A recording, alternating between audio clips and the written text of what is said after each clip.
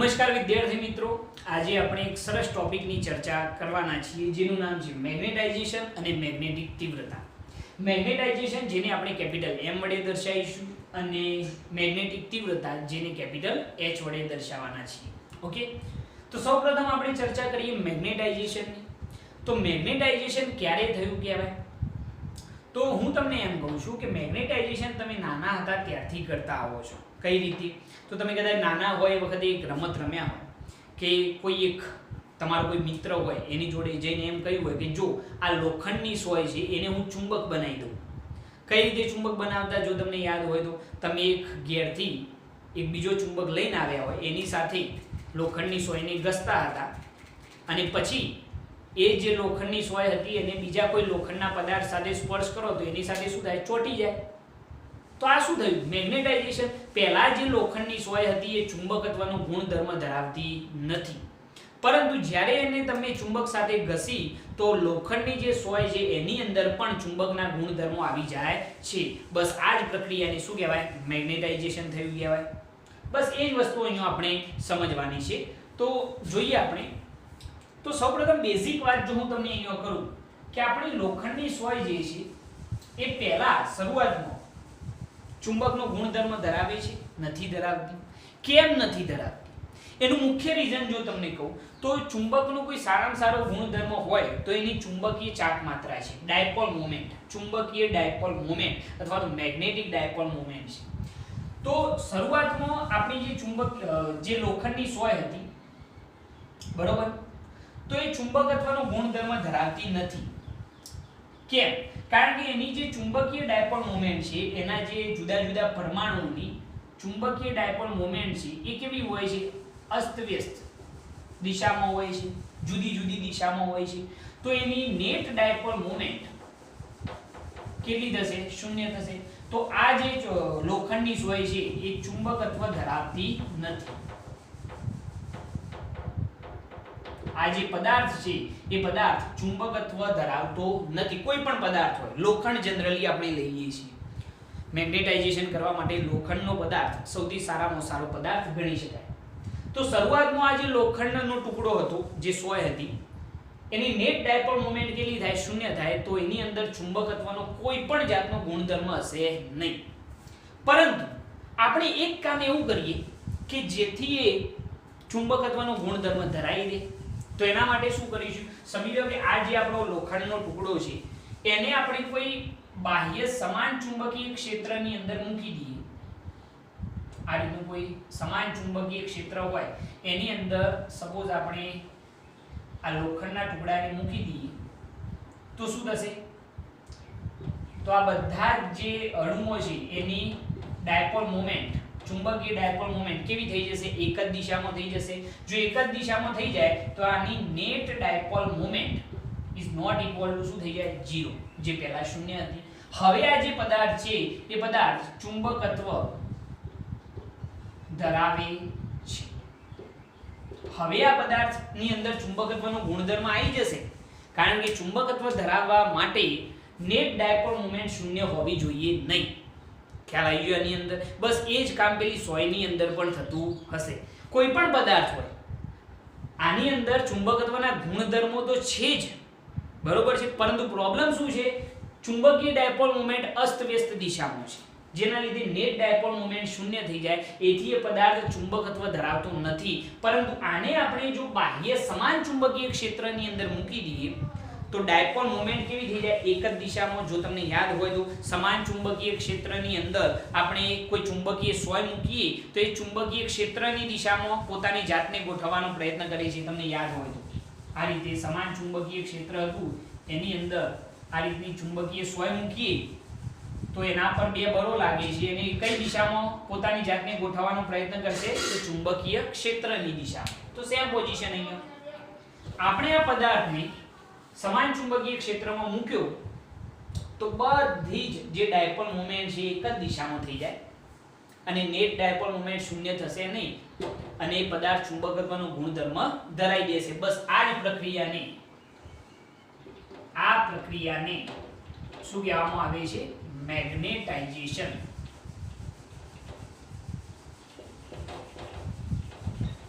આ પ્રક્રિયાને શું કહેવાય? મેગ્નેટાઇઝેશન. સિમ્પલ. તો આ તો બેઝિક વાત થઈ, બરોબર. પરંતુ એક્ઝેક્ટ તમારો કોન્સેપ્ટ ક્લિયર થઈ ગયો કે ભાઈ મેગ્નેટાઇઝેશન થવા માટે શું જરૂરી છે, કઈ રીતે મેગ્નેટાઇઝેશન થાય. તો સિમ્પલ, આ પદાર્થ મેગ્નેટાઇઝેશન ધરાવતો હતો નહીં, કોઈ પણ જાતનો ચુંબકીય ગુણધર્મ ધરાવતો નથી, પરંતુ એને જો સમાન ચુંબકીય ક્ષેત્રની અંદર મૂકી દઈએ અથવા ચુંબકીય ક્ષેત્રની અંદર મૂકી દઈએ તો એ ચુંબકત્વ ધરાવે છે. બસ આ જ કામ આપણે અહીંયા કરવાના છે. Okay, perfect. હવે જરા જુઓ, આ થિયરીની અંદર નથી, પરંતુ આ જસ્ટ તમારી સમજણ માટે મેં તમને કહ્યું છે. હવે સૌપ્રથમ આપણે વાત કરીએ મેગ્નેટાઇઝેશન ની બેઝિક વાત કરીએ તો મેગ્નેટાઇઝેશન નું સૂત્ર છે m સદિશ બરાબર એકમ કદ દીઠ કુલ ચુંબકીય ચાક માત્રા ને શું કહેવામાં આવે છે? મેગ્નેટાઇઝેશન. એનું સૂત્ર થઈ ગયું મેગ્નેટાઇઝેશન m સદિશ બરાબર એકમ કદ દીઠ, નીચે હોય એકમ કદ દીઠ પરિણામી ચુંબકીય ચાક માત્રાને શું કહેવાય છે? મેગ્નેટાઇઝેશન કહે છે. વ્યાખ્યા હું અહીં લખી કાઢું છું કે પદાર્થના કેવા એકમ કદ દીઠ મળતી પરિણામી ચુંબકીય ચાક માત્રાને શું કહેવામાં આવે છે? મેગ્નેટાઇઝેશન કહે છે. વ્યાખ્યા યાદ રહેશે કે પદાર્થના કેવા કદ દીઠ? એકમ કદ દીઠ મળતી પરિણામી ચુંબકીય ચાક માત્રાને શું કહેવામાં આવે છે? મેગ્નેટાઇઝેશન. આ જે પદાર્થ મળ્યો આપણને એ પદાર્થના કેવા એકમ કદ, આનું મેગ્નેટાઇઝેશન થયું ને, એ ચુંબકીય ગુણધર્મો ધરાવતો થઈ ગયો, બરોબર. તો એ પદાર્થના એકમ કદ દીઠ મળતી પરિણામી ચુંબકીય ચાક માત્રાને શું કહેવાય? મેગ્નેટાઇઝેશન. આ એનું સૂત્ર થઈ ગયું, બરોબર છે. ઓકે, ચુંબકીય ચાક માત્રા જેને આપણે શું કહીએ છીએ ભાઈ? તમે મેગ્નેટિક મોમેન્ટ પણ કહી શકો છો. મેગ્નેટિક મોમેન્ટ ઇંગ્લિશમાં મેગ્નેટિક મોમેન્ટને શું કહેવાય? મેગ્નેટાઇઝેશન. ઓકે, હવે આ તો વ્યાખ્યા થઈ ગઈ, એનો SI એકમ પણ કહી દઈએ. તો SI એકમ શું થાય? મેગ્નેટાઇઝેશન નો SI એકમ પૂછાઈ શકે. ઓકે, તો મેગ્નેટિક મોમેન્ટ શું થાય ભાઈ? એમ્પિયર ઇન્ટુ શું થઈ જાય? Metre square. યાદ છે ને? m બરાબર I ઇન્ટુ a. પ્રવાહ ગુણ્યા ક્ષેત્રફળ. પ્રવાહનો એમ્પિયર, ક્ષેત્રફળનો મીટર સ્ક્વેર. અને કદનો શું થશે? કદનો થશે મીટર ક્યુબ. અહીંયાથી મીટર સ્ક્વેર દૂર થઈ ગયો, અહીંયા એકલો મીટર વધ્યો ને, તો અહીંયા SI એકમ થઈ જાય એમ્પિયર પ્રતિ મીટર. ઓકે, પારિમાણિક સૂત્ર શું થાય? પારિમાણિક સૂત્ર શું થઈ જશે ભાઈ? સિમ્પલ, પ્રવાહ અને નીચે અંતર છે એટલે m0 l -1 થશે ને, છેદમાંથી અંશમાં આવે t0 a1 અથવા તો l -1 a1 લખશો તો પણ ચાલશે. અને યાદ રાખજો કે મેગ્નેટાઇઝેશન જે છે એ કેવી રાશિ છે? તો સદિશ રાશિ છે. ઓકે, આ વાત થઈ મેગ્નેટાઇઝેશનની. વ્યાખ્યા યાદ રાખજો. મેગ્નેટાઇઝેશન કોને થયું કહેવાય? બસ આ જ કામ હું કરવાનો છું. આ પદાર્થ નેટ ડાયપોલ મોમેન્ટ શૂન્ય, ચુંબકત્વ ધરાવશે નહીં, પરંતુ એને કોઈ ચુંબકીય ક્ષેત્રમાં મૂકી દઈએ તો નેટ ડાયપોલ મોમેન્ટ શૂન્ય થાય નહીં, એટલે ચુંબકત્વ ધરાવશે. બસ આ જ પ્રક્રિયાને મેગ્નેટાઇઝેશન કહેવાય. ખ્યાલ આવી ગયો? મેગ્નેટાઇઝેશનની પ્રોપર વ્યાખ્યા કેવા? એકમ કદ દીઠ મળતી પરિણામી ચુંબકીય ચાક માત્રાને શું કહેવામાં આવે છે? મેગ્નેટાઇઝેશન. ઓકે, એનો SI એકમ લખી કાઢ્યો, પારિમાણિક સૂત્ર લખી કાઢ્યું, અને કેવી રાશિ છે? તો સાહેબ સદિશ રાશિ છે. ચલો, નોટ કરી લો આટલી વસ્તુ. એનાથી આગળ જોઈએ. હવે જવા દઈએ, નોટ કરી લેજો. ઓકે, હવે મેગ્નેટાઇઝેશન કરવા માટે આપણને ખ્યાલ આવી ગયો કે આપણે શું કરવાનું છે. તો કોઈ પદાર્થ લેવાનો છે ને એને કોઈ ચુંબકીય ક્ષેત્રની અંદર મૂકવાનો છે. હવે સાહેબ ચુંબકીય ક્ષેત્ર કોનું લેવું? મોટો પ્રશ્ન. આમ તો ચુંબકીય ક્ષેત્ર તો ઘણા બધાના આપણે શોધેલા છે કે જ્યાં ચુંબકનું એ હોય, સોલેનોઇડનું એ હોય, ટોરોઇડનું એ હોય, કોઈ રિંગનું એ હોય. તો સૌથી બેસ્ટ આઈડિયા છે સોલેનોઇડ. સોલેનોઇડની અંદર ચુંબકીય ક્ષેત્ર આપણે અહીંયા આગળ લેવાનું છે. કેમ? કારણ કે સોલેનોઇડ એક એવી રચના છે કે જેની અંદર ઈઝીલી આપણે કોઈ પદાર્થને મૂકી દઈશું, બરોબર. સમજી લો કે આ સોલેનોઇડ છે, મારો હાથ. એની અંદર આપણે આનું મેગ્નેટાઇઝેશન કરવું છે તો શું કરીશું, સોલેનોઇડની અંદર આને મૂકી દઈશું આ રીતે, બરોબર છે. તો આનું મેગ્નેટાઇઝેશન થઈ જશે, જો બહાર કાઢીશું એટલે આ ચુંબક તરીકે વર્તે છે.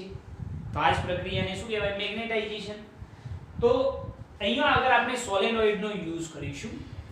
મેગ્નેટાઇઝેશનની વ્યાખ્યા તો થઈ ગઈ, બરોબર. કેવા કદ દીઠ, એકમ કદ દીઠ મળતી પરિણામી ચુંબકીય ચાર્જ માત્રાને શું કહેવાય છે, મેગ્નેટાઇઝેશન કહે છે. ઓકે, ચલો સોલેનોઇડ વિચારીએ અને કોઈ પદાર્થનું મેગ્નેટાઇઝેશન આપણે કરી દઈએ. સમજી લો કે આ સોલેનોઇડ, બરોબર છે. ઓકે, હવે એના ઉપર સમજી લો કે આપણે n ઓટા વીંટાળેલા છે આ રીતે, બરોબર. બેટરી એ જોડી દઈએ એવું હોય તો ચિંતા નહીં. ઓકે, 20 વોલ્ટની બેટરી. હવે આની અંદરથી આપણે કરંટ પસાર કરીએ તો એ જે કરંટ પસાર થાય એને હું કહી દઉં છું IF, નામ આપું છું બી જસ્ટ ખાલી IF, ફ્રી કરંટ. કહેવું હોય તો શું કહેવાય, ફ્રી કરંટ, જે સોલેનોઇડની ઉપર પસાર થતો હોય. આ સોલેનોઇડના જે ઓટા દેખાય છે ને એની અંદરથી પસાર થતો કરંટ, એને મેં શું નામ આપ્યું, IF, જે કુલ કરંટ છે.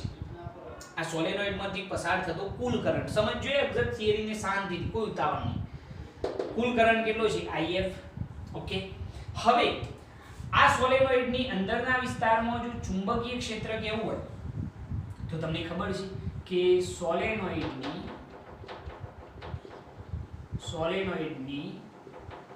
અંદરના વિસ્તારમાં જો ચુંબકીય ક્ષેત્ર કેવું હોય તો ચુંબકીય ક્ષેત્ર BO કહીએ, B નોટ કહીએ, અથવા તો B naught is equal to શું કહેવામાં આવશે, μ0 ni. એટલે ભાઈ યાદ છે અંદરના વિસ્તારમાં ચુંબકીય ક્ષેત્ર, ભૂલી તો નહીં ગયા, આગળ શીખવાડેલું છે આપણે કે સોલેનોઇડની અંદરના વિસ્તારમાં ચુંબકીય ક્ષેત્ર B બરાબર શું આવે, μ0 ni. ભાઈ આ જે છે એ સોલેનોઇડ માટેનું ચુંબકીય ક્ષેત્ર છે, એટલા માટે મેં એને B નોટ નામ આપેલું છે. તો B naught is equal to μ0 ni. Okay, આ સોલેનોઇડની અંદરના વિસ્તારમાં ચુંબકીય ક્ષેત્ર છે. ઓકે, હવે આની અંદર જરા જુઓ કે એક સામાન્ય ફેરફાર કરીએ. કેવો જુઓ કે B naught is equal to μ0, આ જે છે એને શું કહેવાય, એકમ લંબાઈ દીઠ ઓટાની સંખ્યા. એકમ લંબાઈ દીઠ ઓટાની સંખ્યા એટલે કેપિટલ N अपन શું લખાય, L ઇન્ટુ શું થઈ જાય, I, બરોબર છે. તો આ જે ભાગ દેખાય છે તમને, આ શું દર્શાવે છે, જરા વિચારીને જોજો. બહુ હું તમને એક સરળ રસ્તા ઉપર લઈ જાઉં છું. એકમ લંબાઈ દીઠ કુલ પ્રવાહ છે, આ વટાની કુલ સંખ્યા, અહીંયા આગળ વટાની સંખ્યા n છે. એકમ લંબાઈ દીઠ કુલ પ્રવાહ, બરોબર. અને એ પ્રવાહ તો કેટલો છે, IF છે કુલ પ્રવાહ. તો આપણે આની જગ્યાએ લખવા તો IF લખી શકાય, બિલકુલ લખી શકાય. તો B naught is equal to μ0 into શું થઈ જાય, IF. આ એક મહત્વનું સૂત્ર બન્યું. આની જગ્યાએ મેં નામ આપ્યું છે, બરોબર છે. ઓકે, હવે જરા જુઓ કે આનાથી આગળ આપણે વાત કરીએ તો આ થઈ ગયું μ0 IF. હવે એનાથી આગળ આપણે શું વિચારી શકીએ, તો પહેલા તો આ જ વસ્તુ આપણે વ્યવસ્થિત વિચારવી પડશે. હવે આપણે પદાર્થનું ચુંબકીય ક્ષેત્ર વિચારીશું. કઈ રીતે, હવે આપણે જે પદાર્થનું મેગ્નેટાઇઝેશન કરવું છે, સપોઝ આ પદાર્થનું, તો એને શું કરીશું, આ જે આપણો સોલેનોઇડ છે એની વચ્ચે આ રીતે મૂકી દઈશું. સમજો કે આ રીતે આપણે મૂકી દઈએ. આ પદાર્થ જે છે એને કંઈક આ રીતે આની અંદર મૂકી દઈએ, બરોબર, મૂકી દીધો. હવે એના ઉપર શું થશે, તો આ જે ચુંબકીય ક્ષેત્ર છે સોલેનોઇડનું, એની અંદર આપણે આ પદાર્થને મૂકેલો છે, કોઈ લોખંડનો ટુકડો આપણે વિચારી લઈએ, તો આનું શું થઈ જશે, મેગ્નેટાઇઝેશન. આ જે પદાર્થ છે એનું શું થઈ જવાનું, મેગ્નેટાઇઝેશન થઈ જવાનું. જો એનું મેગ્નેટાઇઝેશન થાય તો આપણે જે ભણ્યા છીએ એ મેગ્નેટાઇઝેશન M બરાબર M નેટ અપન શું હતું, કદ V, બરોબર છે. તો પદાર્થનું ચુંબકીય ક્ષેત્ર કેવું હોય, પદાર્થનું ચુંબકીય ક્ષેત્ર જો કેવું હોય તો એના માટે પહેલા આપણે મેગ્નેટાઇઝેશન, કારણ કે આ પદાર્થનું મેગ્નેટાઇઝેશન થયું છે, તો મેગ્નેટાઇઝેશન M બરાબર, ચલો કુલ મેગ્નેટિક મોમેન્ટ કેટલી થઈ જશે, આ જે પદાર્થ આપણે મૂકેલો છે એનું, તો N I ઇન્ટુ શું આવશે, A. આ જે વટા છે આપણા સોલેનોઇડના એ કેટલા છે, N. કરંટ જે છે એ કરંટ I ઇન્ટુ A અપન શું આવશે કદ V થઈ જશે NIA અપન V. હવે જરા વિચારજો કે આપણે આ પદાર્થની વાત કરીએ છીએ જેનું મેગ્નેટાઇઝેશન થયું છે. આનું મેગ્નેટાઇઝેશન થયું ને ભાઈ, આપણે આનું મેગ્નેટાઇઝેશન કરીએ છીએ તો એની અંદરથી જે આ પ્રવાહ પસાર થાય એ પ્રવાહ IF જેટલો હશે? ના, એ પ્રવાહ તો કંઈક અલગ હશે, કારણ કે આની અંદરથી જ્યારે કરંટ પસાર થાય બરોબર છે તો એ બાઉન્ડ કરંટ કહેવાશે, અથવા તો એ પદાર્થની અંદરથી પસાર થતો કરંટ છે તો એને આપણે એક અલગ નામ આપવું પડે. તો એને હું નામ આપું છું IB સપોઝ. તો આ જે કરંટ છે એ કેવો હતો? N IB અથવા તો આ રીતે લખીએ કે IB A અપન કદ બરાબર શું લખાય? તો ક્ષેત્રફળ ગુણ્યા લંબાઈ. તો ક્ષેત્રફળ કેન્સલ આઉટ. તો મેગ્નેટાઇઝેશન M બરાબર આ શું થઈ ગયું? N IB અપન L. આપણે આ પદાર્થની વાત કરી રહ્યા છીએ, ધ્યાનથી સમજજો. તો પદાર્થના એકમ લંબાઈ દીઠ કુલ પ્રવાહ થઈ ગયો. આ જે વટા છે એ કુલ વટાની સંખ્યા છે બરોબર. IB જે છે એ પદાર્થમાંથી પસાર થતો પ્રવાહ છે IB અપન L છે. તો આનો મતલબ શું? એકમ લંબાઈ દીઠ વહેતો કુલ પ્રવાહ, જેને આપણે નામ આપી દઈએ સ્મોલ IB, જે પદાર્થમાંથી પસાર થતો પ્રવાહ છે. ઓકે, તો આના ઉપરથી જો આપણે કહેવું હોય તો પદાર્થનું ચુંબકીય ક્ષેત્ર આપણે અહીંયા લખીએ. તો જે પદાર્થ આપણે મૂકેલો છે એ પદાર્થનું ચુંબકીય ક્ષેત્ર જો આપણે કહેવું હોય, જેને આપણે નામ આપીએ BM, તો μ0 ઇન્ટુ શું લખવું પડશે? IB. આના ઉપરથી જે રીતે આપણે આ સોલેનોઇડની અંદર ચુંબકીય ક્ષેત્ર શું લખ્યું? B naught is equal to μ0 into IF. તો આપણે જે પદાર્થ મૂક્યો એની અંદરથી વહેતો કુલ પ્રવાહ કેટલો થયો? IB. તો એનું ચુંબકીય ક્ષેત્ર, આ પદાર્થનું ચુંબકીય ક્ષેત્ર છે એ કેટલું થયું? BM is equal to μ0 into IB. કેમ આવ્યું ખબર પડી ને? કારણ કે આ જે છે અથવા તો આ જે છે μ0 એ તો સોલેનોઇડનું ચુંબકીય ક્ષેત્ર છે. હવે એની અંદર આપણે આ પદાર્થ મૂક્યો તો એ પણ મેગ્નેટાઇઝેશન પામે છે, તો એનું પણ કંઈક ના કંઈક ચુંબકીય ક્ષેત્ર હશે અને એનું ચુંબકીય ક્ષેત્ર BM બરાબર શું થયું? μ0 IB. ક્લિયર? પરફેક્ટ.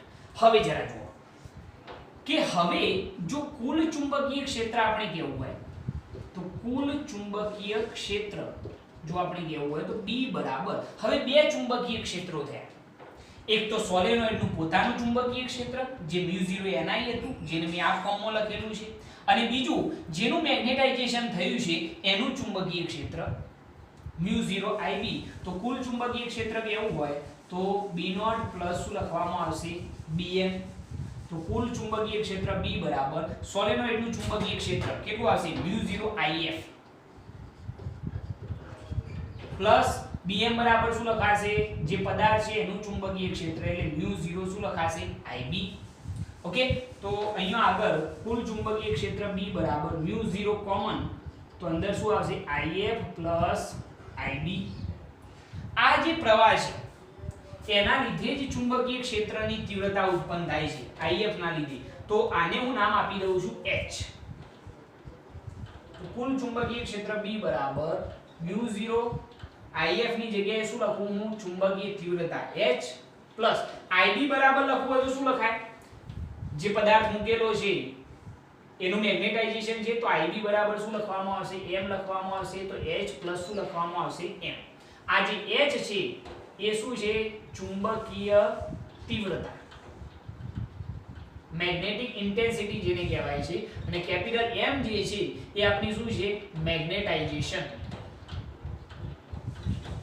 એને શું કહેવામાં આવશે? મેગ્નેટાઇઝેશન. તો આ એક સરસ સૂત્ર મળી ગયું કે B બરાબર μ0 કૌંસની અંદર H પ્લસ શું થઈ ગયું? M.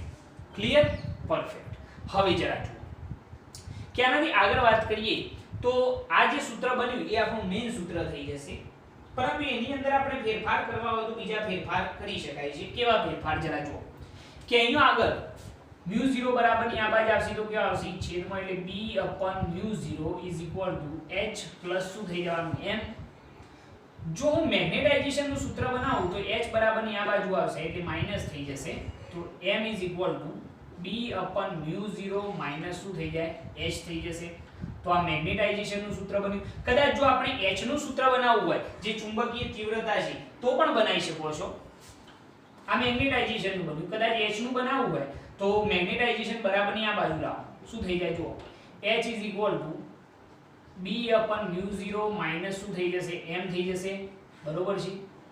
તો આ કોનું સૂત્ર બન્યું ભાઈ? ચુંબકીય તીવ્રતા. ચુંબકીય તીવ્રતા સદિશ રાશિ છે એટલા માટે H સદિશ is equal to B/μ0 minus શું થઈ જશે m સદિશ થઈ જશે. બરોબર છે. ખ્યાલ આવે છે આની અંદર? યાદ રાખજો આ સૂત્ર કે S સદિશ બરાબર B/μ0. ચુંબકીય ક્ષેત્ર પણ સદિશ છે એટલે એને સદિશ સ્વરૂપ લખી શકાય. તો ચુંબકીય તીવ્રતા S સદિશ બરાબર B સદિશ μ0 માઈનસ શું થઈ ગયું m સદિશ. Okay, perfect.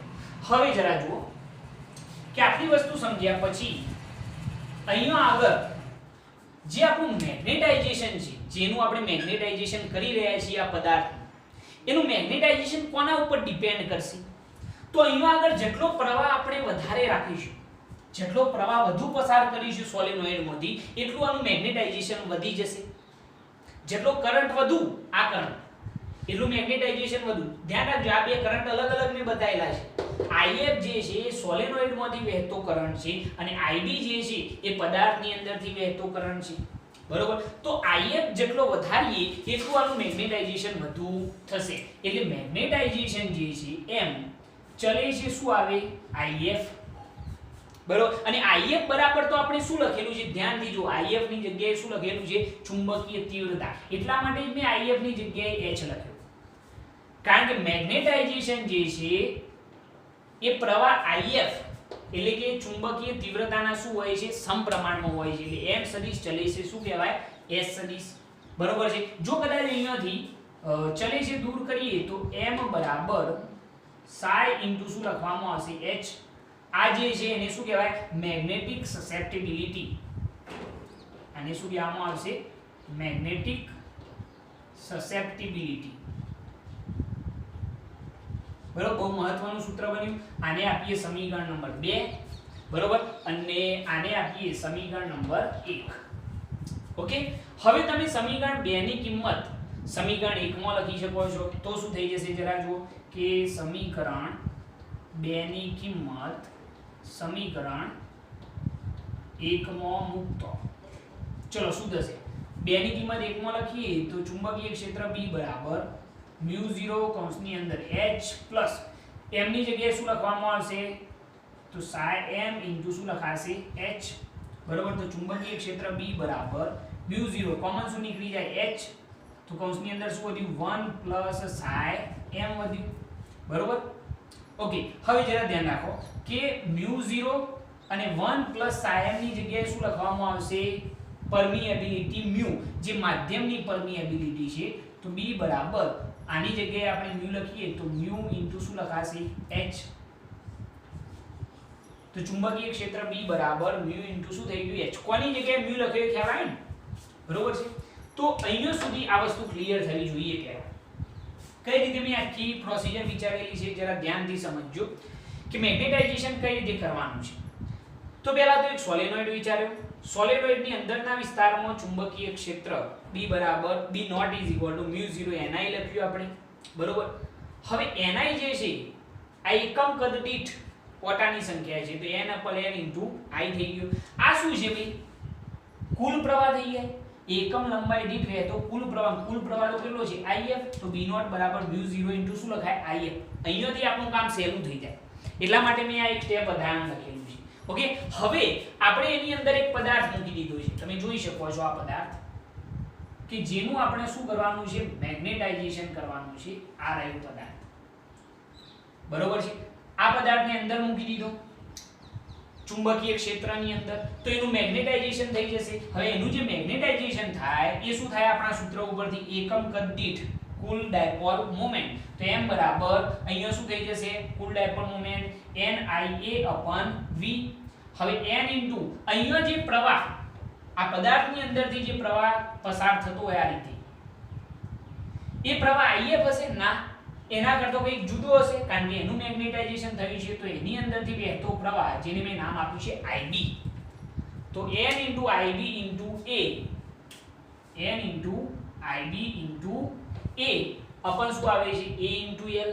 બરોબર છે? તો A * L કેમ આવે ખબર પડી ને? કદ છે એટલે ક્ષેત્રફળ ગુણ્યા લંબાઈ. તો ક્ષેત્રફળ કેન્સલ આઉટ થઈ ગયા. હવે આની જગ્યાએ શું લખાય જરા વિચારીને લેજો. પદાર્થ માટે વાત કરી રહ્યા છીએ કે એકમ લંબાઈ દીઠ વહેતો કુલ પ્રવાહ થઈ ગયો. બાઉન્ડ કરંટ જેને કહેવામાં આવશે અને આ વટાની સંખ્યા. તો આનો કુલ પ્રવાહ જેને આપણે નામ આપ્યું IB. શું નામ આપ્યું એને? IB. તો મેગ્નેટાઇઝેશન M બરાબર એક સૂત્ર બન્યું જેને નામ આપ્યું IB.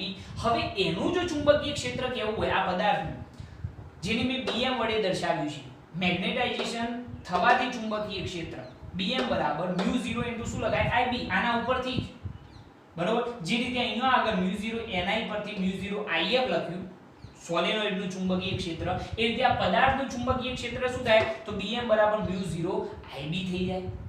તો અહીંયા બે ચુંબકીય ક્ષેત્રો થયા, એક સોલેનોઇડ નું અને બીજું આ જે પદાર્થનું મેગ્નેટાઇઝેશન થયું છે એનું ચુંબકીય ક્ષેત્ર. તો મેં કુલ ચુંબકીય ક્ષેત્ર માટે બંનેનો સરવાળો કર્યો. બંનેની કિંમત મેં અહીંયાથી એપ્લાય કરી, B0 અને Bm ની μ0 બહાર કાઢ્યા. તો IF પ્લસ શું થઈ ગયું? IB. તો B = μ0. IF ની જગ્યાએ શું લખ્યું મેં? ચુંબકીય તીવ્રતા લખી. કેમ લખી એ તમને પાછળથી ખ્યાલ આવી જશે કે IF ની જગ્યાએ H પ્લસ IB ની જગ્યાએ શું લખ્યું મેં? મેગ્નેટાઇઝેશન M લખ્યું. સમીકરણ 1 બની ગયું.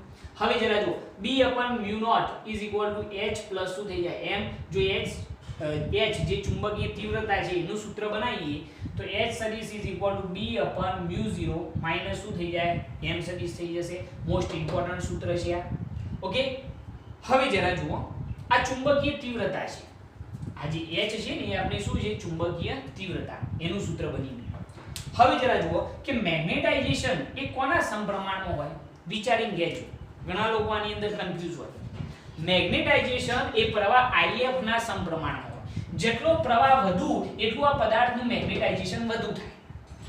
એટલા માટે મેં લખ્યું છે કે M સદિશ ચલે છે IF અને IF બરાબર મેં શું લખેલું છે? H લખેલું છે. જુઓ ખ્યાલ આવ્યો હવે કેમ IF ની જગ્યાએ H લખ્યો? તો M બરાબર ચલે છે દૂર કર્યો તો psi m * શું થઈ ગયું? H. સમીકરણ નંબર 2. psi m ને શું કહેવાય? Magnetic susceptibility. ઓકે. સમીકરણ 2 ની કિંમત મેં સમીકરણ 1 માં એપ્લાય કરી તો મને આવું સૂત્ર મળ્યું. આની અંદર μ0 1 + psi m ની જગ્યાએ મેં શું લખ્યા? માધ્યમની પરમિએબિલિટી જેને μ કહેલો છે તો μ * શું થઈ ગયું? H. ઓકે. પરફેક્ટ. ચલો આટલું નોટ કરો પછી આપણે આગળ વધીએ. સ્ક્રીનશોટ લઈ લેજો. જવા દઈએ. ઓકે. હવે એના પછી એક બીજી વસ્તુ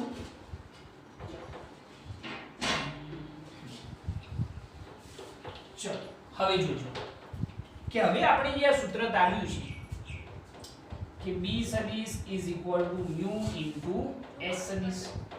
આની અંદર μ બરાબર μ કોની જગ્યાએ લખેલા છે મેં? જે માધ્યમની પરમિએબિલિટી છે આ μ જે છે એ શું કહેવાય? માધ્યમની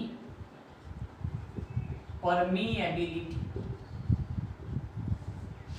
બરોબર છે. તો μ જે છે કોની જગ્યાએ લખેલા છે? ધ્યાનથી જુઓ તો μ0 કૌંસની અંદર 1 + psi m ની જગ્યાએ લખેલા છે ને એની જગ્યાએ. ઓકે. હવે જરા જોજો તો 1 + psi m μ0 બરાબર ની આ બાજુ આવે ક્યાં આવે? છેદમાં આવે. તો અહીંયા આગળ લખવામાં એવું આવશે કે 1 + psi m = μ/μ0. ભાઈ આની જગ્યાએ શું લખાય? યાદ કરો. શું લખાય? માધ્યમની પરમિએબિલિટી અને શૂન્ય અવકાશની પરમિએબિલિટી. આ જે છે કોની? માધ્યમની પરમિએબિલિટી.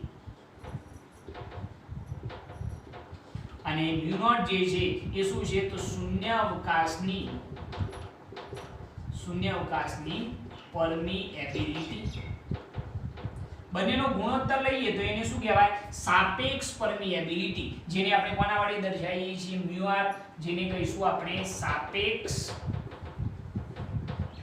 પરમિએબિલિટી. ખ્યાલ આવ્યો? જેની જગ્યાએ લખ્યું છે એના ઉપરથી લખ્યું છે.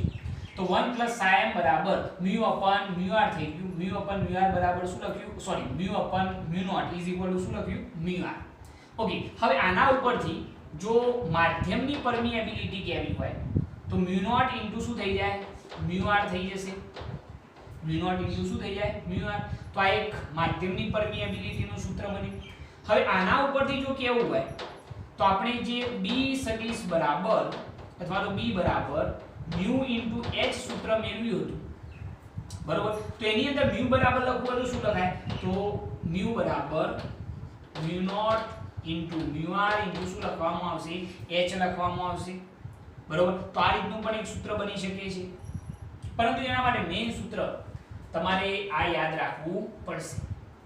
ઓકે, તો આ રીતે તમે આ જુદા જુદા સૂત્રો બનાવી શકો છો, જે તમારા માટે એકદમ સરળ થઈ જશે અને આ રીતે આખી થિયરીને સમજી શકો છો. બહુ સિમ્પલ થિયરી છે, પરંતુ તમારે આને વ્યવસ્થિત સમજવી પડશે, મેગ્નેટાઇઝેશન કઈ રીતે થાય છે. ઓકે, ચલો આટલી વસ્તુ નોટ કરો, પહેલા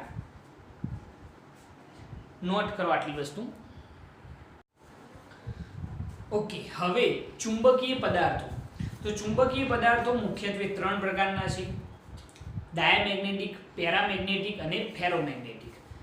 અહીંયા આગળ આપણા જે સિલેબસની વાત કરીએ તો 30% સિલેબસ જે રિડ્યુસ થયો છે એની અંદર આ ટોપિક પણ છે, જેની બાદબાકી થયેલી છે, પરંતુ આપણે અહીંયા આગળ થોડાક મેઇન પોઈન્ટ મેં લખી કાઢેલા છે, બરોબર. વાસ્તવમાં અહીંયા આગળ આ ટોપિક પૂછાવાનો નથી તમારા બોર્ડની અંદર, પરંતુ મેં અહીંયા કોઈ વખત કોઈ સામાન્ય એવો ક્વેશ્ચન કદાચ ગુજકેટની અંદર પૂછાય તો તમને આ વસ્તુ ફાવવી જોઈએ, એ ટોપિક મેં લખેલા છે, જરા જોજો.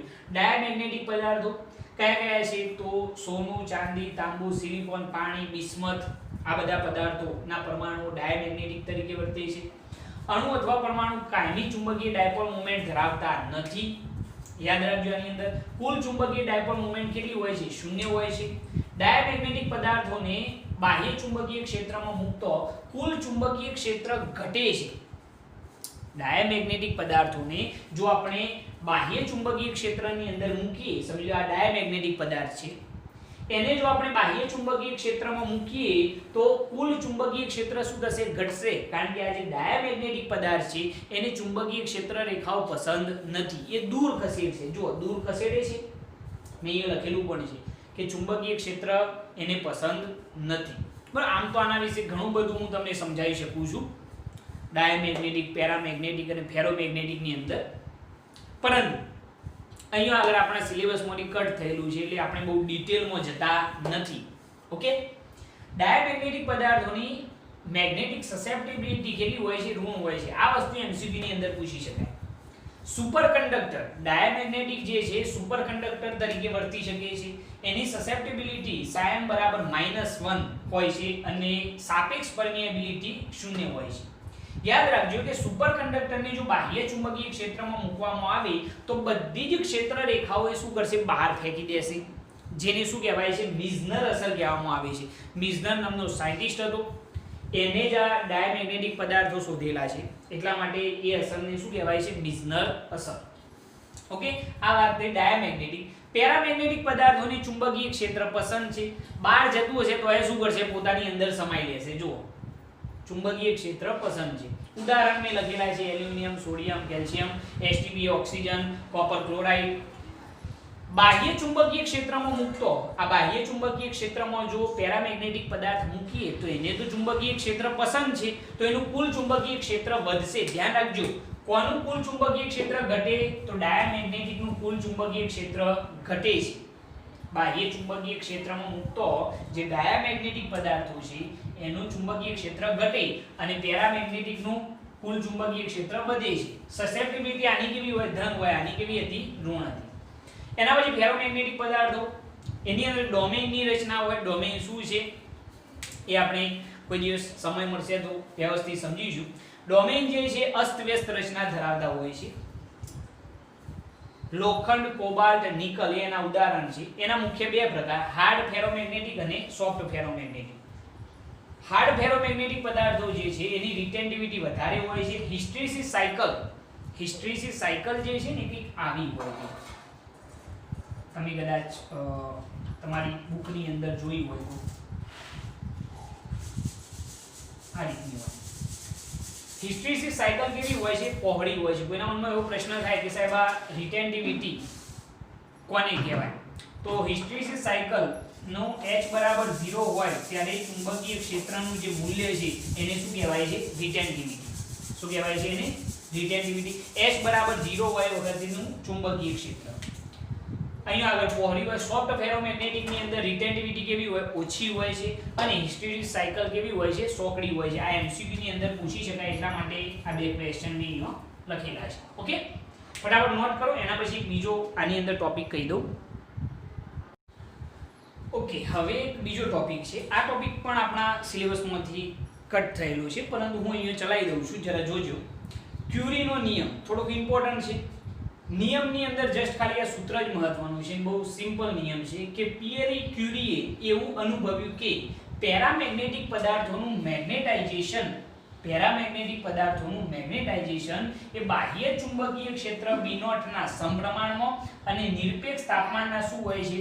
વ્યસ્ત પ્રમાણમાં હોય છે. તો અહીંયા આગળ મેં એ બતાવેલું છે કે મેગ્નેટાઇઝેશન કોનું? પેરામેગ્નેટિક પદાર્થોનું મેગ્નેટાઇઝેશન એ બાહ્ય ચુંબકીય ક્ષેત્રના શું છે? સમપ્રમાણમાં અને તાપમાનના શું હોય છે? વ્યસ્ત પ્રમાણમાં હોય છે. આ ક્યુરીનો નિયમ હતો. યાદ રાખજો, બહુ મહત્વનો છે. આ યાદ રાખજો ખાસ.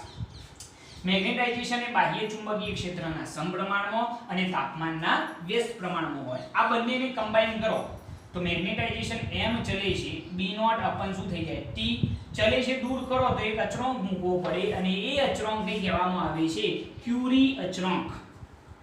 C વડે જેને દર્શાવાય છે. તો m બરાબર મેગ્નેટાઇઝેશન m બરાબર C * B0 અપન T. ઓકે, હવે આ બે સૂત્રો તમે તારવ્યા હતા જો તમને યાદ હોય તો, કે બાહ્ય ચુંબકીય ક્ષેત્ર B0 = μ0 * h. એટલે ભાઈ યાદ છે આ B0 બરાબર આપણે શું લખતા? μ0 * If, અને If બરાબર શું હતું? ચુંબકીય તીવ્રતા h. બરોબર, એટલે B0 બરાબર μ0 * h અને મેગ્નેટાઇઝેશન m બરાબર psi m * શું હતું? h, જે તમને યાદ હશે થિયરી ની અંદર મેગ્નેટાઇઝેશન. હવે આ બંને કિંમતો અહીંયા આગળ એપ્લાય કરો તો અહીંયા આગળ શું થાય? જો m ની જગ્યાએ psi m * h = c * B0 ની જગ્યાએ μ0 * h / T. બંને બાજુથી ચુંબકીય તીવ્રતા દૂર થઈ ગઈ. તો psi m બરાબર જે સસેપ્ટિબિલિટી છે, મેગ્નેટિક સસેપ્ટિબિલિટી, એના બરાબર શું મળ્યું? C * μ0 / T. આ સૂત્ર તમારે ખાસ ધ્યાન રાખવાનું છે અને ઈઝીલી સાબિત થઈ જશે, પરંતુ આ પ્રોસિજર તમને ખબર હોવી જોઈએ. ઓકે, એના પછી જે તાપમાને ફેરોમેગ્નેટિક પદાર્થનું પેરામેગ્નેટિક પદાર્થમાં રૂપાંતરણ થાય એ તાપમાનને શું કહેવામાં આવે છે? ક્યુરી તાપમાન. એમસીક્યુ ની અંદર પૂછી શકાય એવો ક્વેશ્ચન, એટલા માટે મેં અહીં લખી કાઢ્યું છે.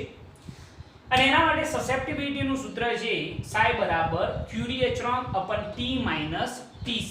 જો Tc જે છે એ ક્યુરી તાપમાન છે. બરોબર છે? T > Tc હોય છે એનો. બરોબર, આ એક મહત્વનો ટોપિક છે એટલા માટે મેં લખી કાઢ્યો છે. તમે પણ લખી કાઢજો. પૂછાવાનું નથી, પરંતુ તમારા માટે થોડોક મહત્વનો છે. ઓકે, ફટાફટ નોટ કરવાને.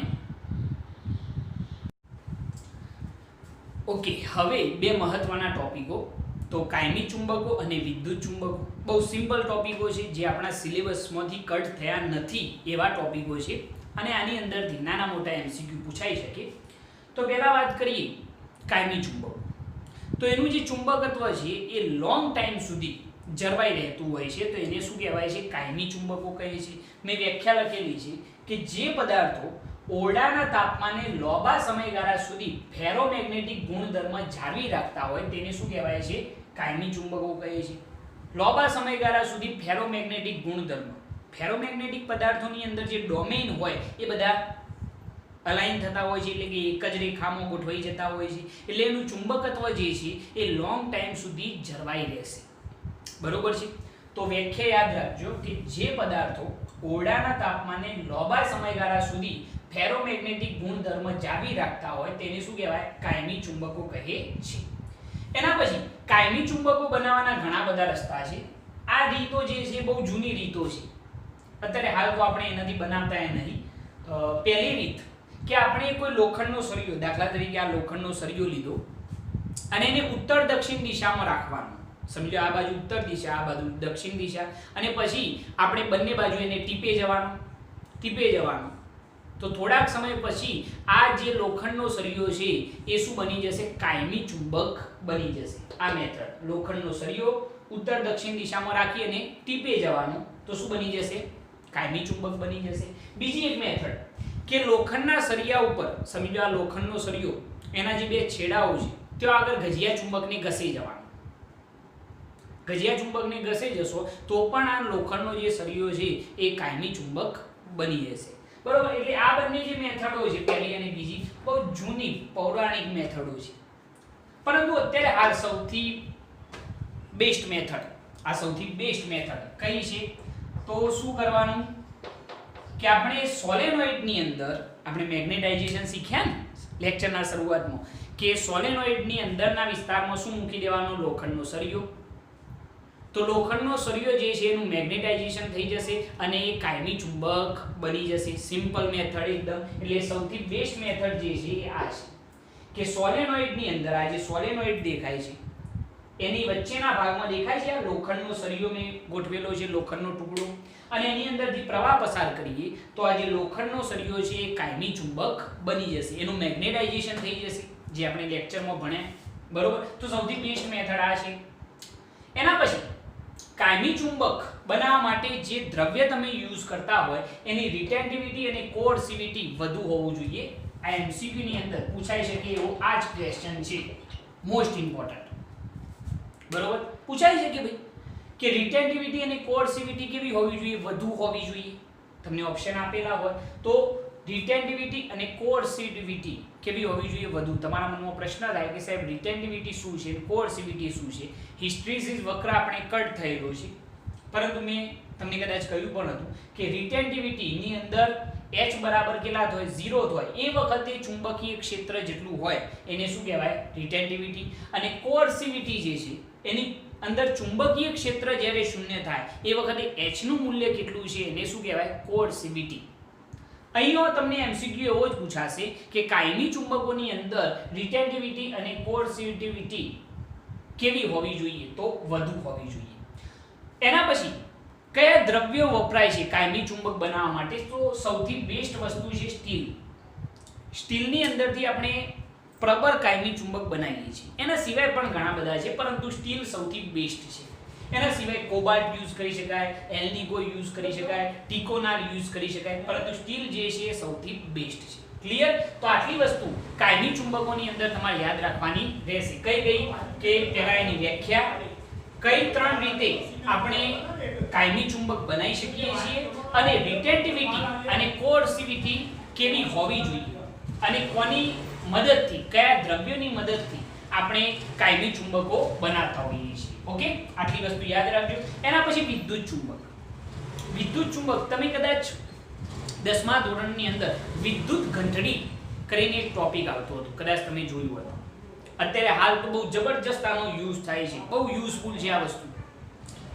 કોઈ ખાઈની અંદર સમજી લો કે કોઈ બસ પડી ગઈ હોય અથવા કોઈ મોટું સાધન પડી ગયું હોય તો એને બહાર કાઢવા માટે જે આપણે ક્રેન યુઝ કરીએ છીએ, જેને ઇલેક્ટ્રોમેગ્નેટ ક્રેન કહેવામાં આવે છે, તો એની અંદર પણ આ જ કોન્સેપ્ટનો યુઝ થતો હોય છે. એની અંદર શું કરવામાં આવે તો કોઈ સોલેનોઇડ હોય એના ગર્ભ ભાગની અંદર એટલે કે વચ્ચેના ભાગની અંદર એક નરમ લોખંડ ભરી દેવામાં આવશે. નરમ લોખંડ કેમ?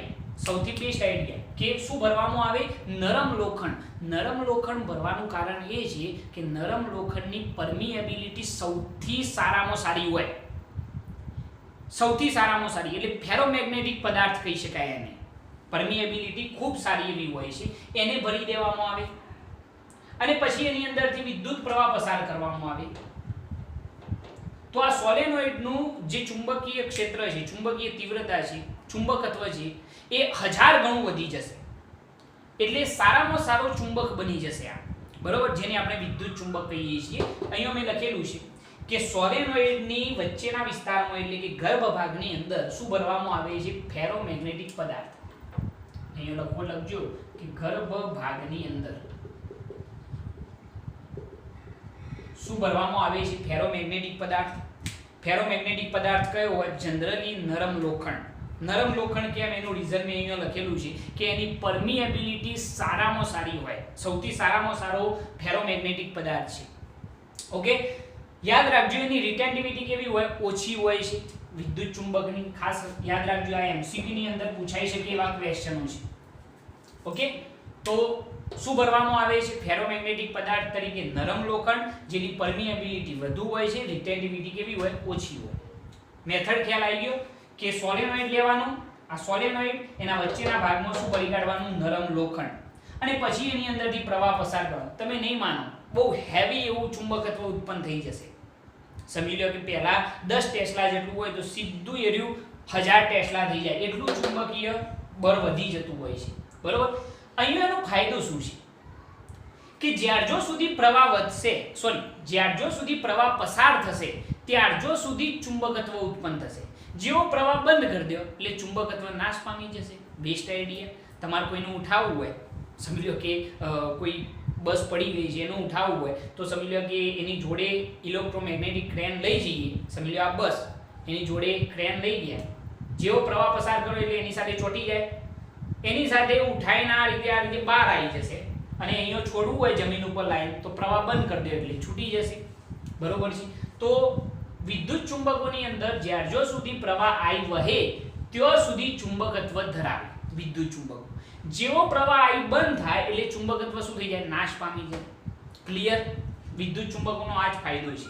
કઈ જગ્યાએ યુઝ થાય તો ઘણી બધી જગ્યાઓ. વિદ્યુત ઘંટડી મેં તમને કહ્યું, કદાચ અત્યારે હાલ સ્કૂલોની અંદર, હોસ્પિટલોની અંદર જે આપણે વિદ્યુત ઘંટડીનો યુઝ કરીએ છીએ એ આ જ કોન્સેપ્ટ ઉપર કામ કરી. જેવો પ્રવાહ પસાર થાય એટલે ઘંટડી વાગે, પ્રવાહ બંધ થઈ જાય એટલે ઘંટડી બંધ થઈ જાય. બરોબર છે. લાઉડ સ્પીકર આ જ કોન્સેપ્ટ ઉપર કામ કરે છે. ટેલિફોન, ઇલેક્ટ્રોમેગ્નેટ ક્રેન, આ બધા જ જે છે આ વિદ્યુત ચુંબકોના કોન્સેપ્ટ ઉપર કામ કરતા હોય છે. તો એ થોડુંક ઇમ્પોર્ટન્ટ ટોપિક છે અને બહુ સિમ્પલ પણ છે. બરોબર. MCQ વન લાઇનર ક્વેશ્ચન આની અંદરથી પૂછાઈ શકે છે એટલે આને વ્યવસ્થિત તમે સમજી લેજો અને લખી પણ કાઢજો. ઓકે, નોટ ડાઉન કરો.